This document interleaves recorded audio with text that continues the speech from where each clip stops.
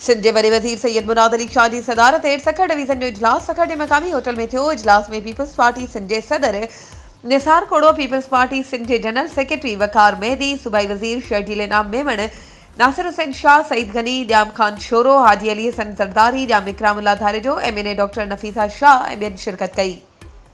जॾहिं त सखर डिवीज़न जे सदर बचल शाह, ज़िले सदर सखर जावेद शाह समेत मुख़्तलिफ़ नुमाइंदनि ऐं टिकट होल्डरनि क़ौमी ऐं सूबाई असम्बलियुनि जा मेंबर ऐं सेनेटर बि शिरकत करे रहिया आहिनि, जंहिंजो मक़सदु मक़ामी क़यादत सां मिली सखर डिवीज़न जे समूरनि ज़िलनि जा मसइला तरजीही बुनियादनि ते हल करणु आहे। इजलास में नए माली साल जी बजट ते बि सलाह मशवरो कयो वियो, जंहिंसां सखर डिवीज़न जे मसइलनि खे हल करण लाइ नए तरक़ियाती प्रोग्राम ठाहिण में मदद मिलंदी। सिंध जे वॾे वज़ीर सखर जे डिवीज़न जे समूरनि मक़ामी इदारनि खे अवाम जा मसइला हल करण जी हिदायत कंदे वधीक चयो त असांजी अवलीन तरजीह आहे त अवाम जा मसइला मक़ामी सतह ते हल कया वञनि।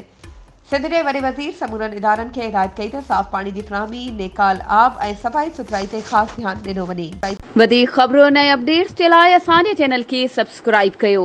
ऐं हा, बेल आइकन खे प्रेस करणु न विसारिजो त जीअं असांजी हर नई अचण वारी वीडियो तव्हां ताईं पहुचे।